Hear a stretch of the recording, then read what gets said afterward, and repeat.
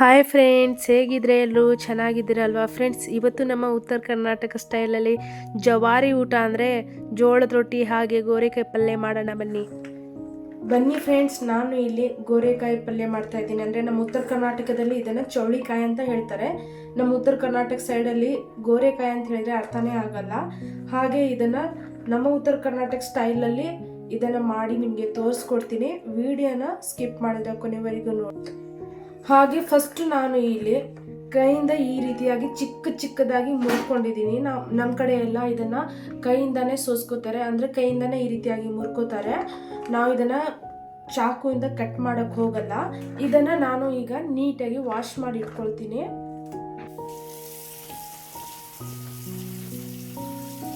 ಈಗ ಒಂದು ಸ್ವಲ್ಪ ಹೊತ್ತು ಕಾಟನ್ ಬಟ್ಟೆ ಮೇಲೆ ಹಾಕ್ತೀನಿ, ನೀರು ಅಂಶ ಸ್ವಲ್ಪ ಕಡಿಮೆ ಆಗುತ್ತೆ ಅಂತ. ಇದನ್ನು ನಾವು ಹಂಚ್ ಮೇಲೆ ಹಾಕ್ಕೊಂಡು ಫ್ರೈ ಮಾಡ್ಕೋಬೇಕು. ಅದಕ್ಕೆ ಅಂತಾನೆ ನಾನು ಸ್ವಲ್ಪ ನೀರಿನ ಅಂಶ ಕಡಿಮೆ ಆಗತ್ತೆ ಅಂತ ಈ ರೀತಿಯಾಗಿ ಆರಕ್ಕೆ ಹಾಕ್ತಾ ಇದ್ದೀನಿ. ಹಾಗೆ ನೋಡಿ, ನಾನು ಮೂಲಂಗಿ ಫ್ರೈ ಮಾಡ್ಕೊಳ್ಳೋಕ್ಕೆ ಅಂತ ಕಟ್ ಮಾಡ್ಕೊಳ್ತೀನಿ. ಇದು ಒಂದೇ ಒಂದು ಸಾಕಾಗುತ್ತೆ ನನಗೆ ಇವಾಗ ಊಟದ ಜೊತೆ ಸೈಡಲ್ಲಿ ತಿನ್ನೋಕ್ಕೆ. ನಾನು ಒಂದೇ ಒಂದು ಫ್ರೈ ಮಾಡ್ಕೊಳ್ತಾ ಇದ್ದೀನಿ.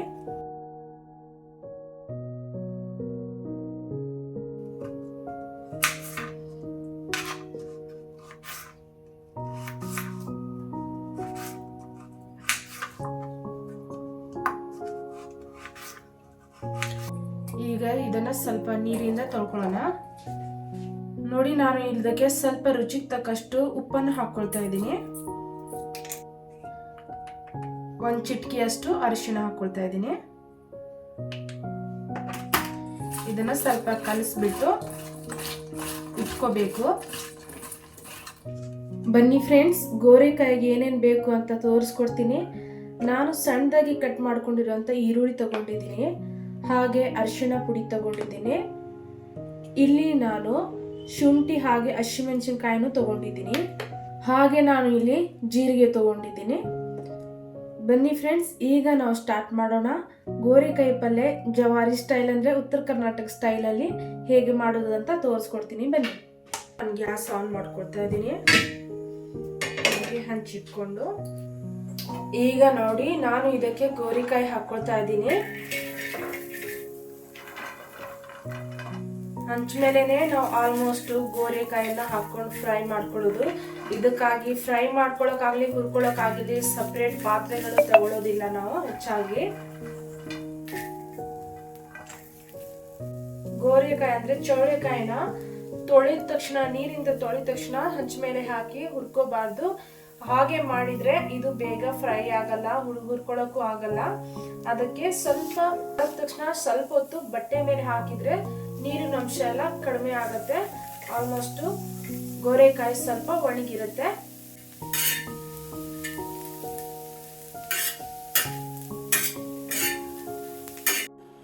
ನೋಡಿ, ಈಗ ಇದು ಸ್ವಲ್ಪ ಮಟ್ಟಿಗೆ ಫ್ರೈ ಆಗಿದೆ. ಈಗ ಇದಕ್ಕೆ ಸ್ವಲ್ಪ ಎಣ್ಣೆ ಹಾಕೊಂಡು ಚೆನ್ನಾಗಿ ಇನ್ನೂ ಸ್ವಲ್ಪ ಹುರ್ಕೋಬೇಕಾಗತ್ತೆ ಎಣ್ಣೆಲೇನೆ. ಈಗ ಇದಕ್ಕೆ ಒಂದು ಚಮಚದಷ್ಟು ನಾನು ಎಣ್ಣೆ ಹಾಕೊಂಡು ಸ್ವಲ್ಪ ಹೊತ್ತು ಫ್ರೈ ಮಾಡ್ಕೊಳ್ತೀನಿ.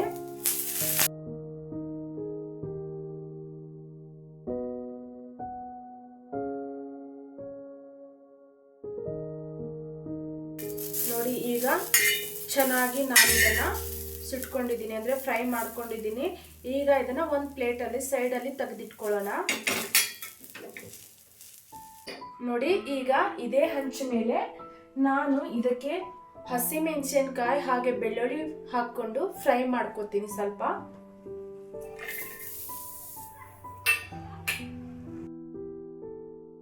ಇಲ್ಲಿ ನಾನು ಒಂದು ಸ್ವಲ್ಪ ಖಾರಕ್ಕೆ ತಕ್ಕಷ್ಟು ಹಸಿಮೆಣಸಿನಕಾಯಿ ತಗೊಂಡಿದ್ದೀನಿ. ಹಾಗೆ ಸಣ್ಣದಾಗಿರೋ ಒಂದು ಬೆಳ್ಳುಳ್ಳಿನ ಬಿಡಿಸ್ಕೊಂಡಿದ್ದೀನಿ. ನೋಡಿ, ಇದಕ್ಕೆ ಒಂದು ಸ್ವಲ್ಪ ಜೀರಿಗೆನೂ ಹಾಕೊಳ್ತಾ ಇದ್ದೀನಿ. ಸ್ವಲ್ಪ ಎಣ್ಣೆ ಹಾಕೊಂಡು ಇದನ್ನು ಹುರ್ಕೋಬೇಕು.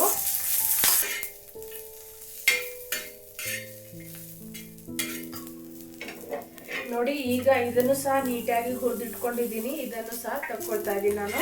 ನೋಡಿ, ಇದೇ ಹಂಚ ಮೇಲೆ ನಾನು ಮೂಲಂಗಿ ಹಾಕೊಂಡು ಸಹ ಫ್ರೈ ಮಾಡ್ಕೊಳ್ತೀನಿ.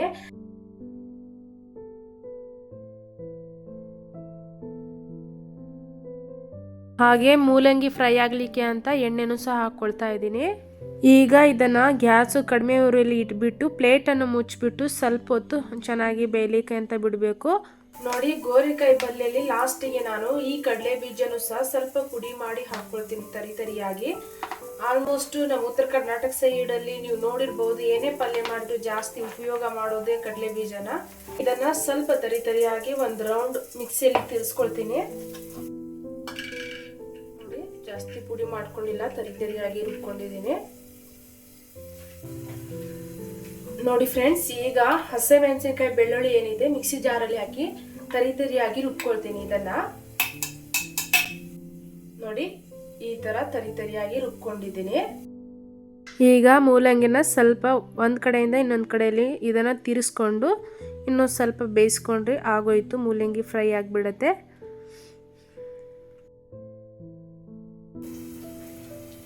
ಈಗ ಗೋರೆಕಾಯಿ ಪಲ್ಯ ರೆಡಿ ಮಾಡ್ಕೊಳ್ಳೋಣ ಬನ್ನಿ. ನಾನು ಇಲ್ಲಿ ಒಂದು ಪಾತ್ರೆ ಇಟ್ಕೊಂಡಿದ್ದೀನಿ. ಇದಕ್ಕೆ ನಾನು ಎಣ್ಣೆ ಹಾಕ್ಕೊಳ್ತಾ ಇದ್ದೀನಿ. ನೋಡಿ,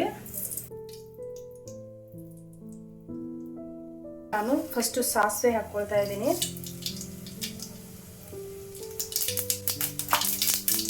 ಸ್ವಲ್ಪ ಜೀರಿಗೆ,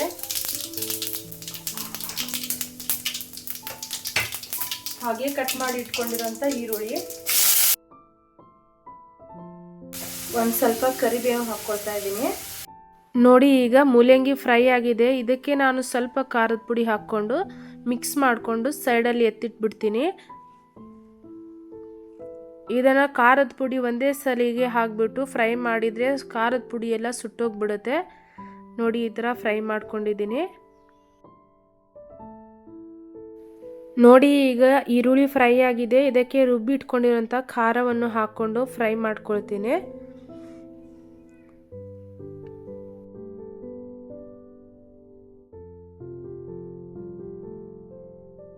ಈಗ ನೋಡಿ, ನಾವು ಹುರಿದಿಟ್ಕೊಂಡಿರ್ತಕ್ಕಂಥ ಗೋರೆಕಾಯಿ ಚೌಳಿಕಾಯಿನ ಹಾಕ್ಕೊಳ್ತಾ ಇದ್ದೀನಿ.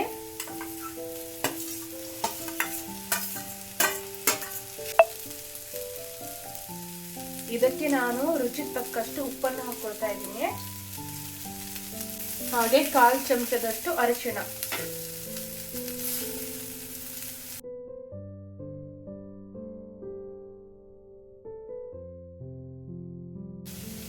ನೋಡಿ, ಈಗ ನಾನು ಇದಕ್ಕೆ ಒಂದು ಸ್ವಲ್ಪ ನೀರನ್ನು ಹಾಕ್ಕೊಳ್ತಾ ಇದ್ದೀನಿ.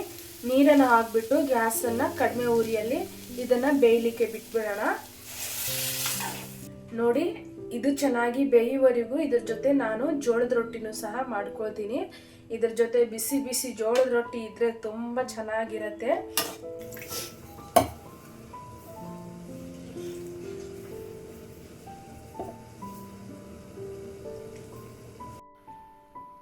ಈಗ ಪಲ್ಯನ ಸ್ವಲ್ಪ ತಿರ್ಸ್ಕೊಳ್ಳೋಣ.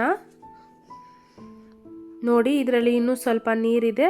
ಚೆನ್ನಾಗಿ ಬೆಂದ ಮೇಲೆ ನೀರೆಲ್ಲ ಕಡಿಮೆ ಆಗಿಬಿಡುತ್ತೆ. ಈಗ ನಾನು ಸೈಡಲ್ಲಿ ರೊಟ್ಟಿ ತಟ್ಟಕ್ಕೆ ಅಂತ ಶುರು ಮಾಡ್ಕೊಳ್ತಾ ಇದ್ದೀನಿ. ನೋಡಿ ಫ್ರೆಂಡ್ಸ್, ತುಂಬ ಬೇಗ ಈಸಿಯಾಗಿ ಅಡುಗೆ ಯಾವ ರೀತಿಯಾಗಿ ಮಾಡ್ತಾ ಇದ್ದೀನಿ ಅಂತ. ಒಂದು ಸೈಡಲ್ಲಿ ಪಲ್ಯನೂ ರೆಡಿ ಆಯಿತು, ಹಾಗೆ ಸೈಡಲ್ಲಿ ರೊಟ್ಟಿನೂ ಸಹ ಮಾಡ್ಕೊಳ್ತಾ ಇದ್ದೀನಿ. ನಿಮಗೆ ಯಾರಿಗೆಲ್ಲ ಜೋಳದ ರೊಟ್ಟಿ ಮಾಡಕ್ಕೆ ಬರಲ್ಲ, ಹಾಗೆ ನಮ್ಮ ಉತ್ತರ ಕರ್ನಾಟಕ ಊಟ ಅಂದರೆ ಯಾರಿಗೆಲ್ಲ ಇಷ್ಟ ಅಂತ ಕಮೆಂಟ್ ಮಾಡಿ ತಿಳಿಸಿ ಫ್ರೆಂಡ್ಸ್.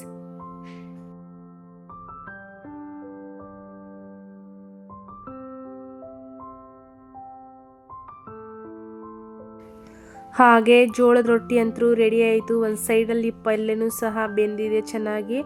ಹಾಗೆ ನಾನು ಇದಕ್ಕೆ ಈಗ ರುಬ್ಬಿಟ್ಕೊಂಡಿರೋಂಥ ಕಡಲೆ ಬೀಜದ ಪುಡಿನ ಹಾಕ್ಕೊಳ್ತೇನೆ. ನೋಡಿ, ಈಗ ನಾನು ಇದಕ್ಕೆ ಕಡಲೆ ಬೀಜದ ಪುಡಿಯನ್ನು ಸೇರಿಸ್ಕೊಳ್ತಾ ಇದ್ದೀನಿ. ಹಾಗೆ ನೋಡಿ, ಕಡಲೆ ಬೀಜ ಪುಡಿ ಹಾಕಿಬಿಟ್ಟು ಜಾಸ್ತಿ ಹೊತ್ತು ಬೇಯಿಸ್ಬೇಕಂತ ಏನೂ ಇಲ್ಲ. ಒಂದು 5 ನಿಮಿಷ ಹಾಗೆ ಸ್ವಲ್ಪ ಕುಕ್ ಮಾಡಿದರೆ ಸಾಕು. ಆಲ್ಮೋಸ್ಟ್ ಪಲ್ಯ ಎಲ್ಲ ಚೆನ್ನಾಗಿ ಬೆಂದಿದೆ. ಈಗ ಇದು ರೆಡಿಯಾಗಿದೆ. ಹಾಗೆ ನಾನು ಈ ದಿನದ ಊಟಕ್ಕೆ ಅಂತ ಈ ರೀತಿಯಾಗಿ ಅಡುಗೆನ ಮಾಡ್ಕೊಂಡಿದ್ದೀನಿ. ಹಾಗೆ ನೋಡ್ತಾ ಇದ್ದೀರಲ್ವಾ, ನಮ್ಮ ಉತ್ತರ ಕರ್ನಾಟಕದ ಮೀಲ್ಸ್ ಊಟ ಅಂದರೆ ಇದೇ ನೋಡ್ರಿ. ನಮ್ಮದು ಉತ್ತರ ಕರ್ನಾಟಕ ಊಟ ಅಂದರೂ ನಮಗೆ ತುಂಬಾ ಇಷ್ಟ. ನಿಮಗೆ ಯಾರಿಗೆಲ್ಲ ಇಷ್ಟ ಅಂತ ಕಮೆಂಟ್ ಮಾಡಿ ತಿಳಿಸಿ. ಹಾಗೆ ನೋಡಿದ್ರಲ್ವಾ ಫ್ರೆಂಡ್ಸ್, ನಮ್ಮ ಉತ್ತರ ಕರ್ನಾಟಕ ಸ್ಟೈಲಲ್ಲಿ ಗೋರೆಕಾಯಿ ಪಲ್ಯನ ಹೇಗೆ ಮಾಡಿದ್ದೀನಿ ಅಂತ. ನಿಮಗೇನಾದರೂ ಈ ವಿಡಿಯೋ ಇಷ್ಟ ಆಗಿದ್ರೆ ಲೈಕ್ ಮಾಡಿ, ಕಮೆಂಟ್ ಮಾಡಿ, ಸಬ್ಸ್ಕ್ರೈಬ್ ಮಾಡೋದನ್ನು ಮರಿಬೇಡಿ ಫ್ರೆಂಡ್ಸ್. ಮತ್ತೆ ಸಿಗ್ತೀನಿ ಹೊಸ ರೆಸಿಪಿಯೊಂದಿಗೆ. ಅಲ್ಲಿವರೆಗೂ ಟೇಕ್ ಕೇರ್, ಬಾಯ್ ಬಾಯ್.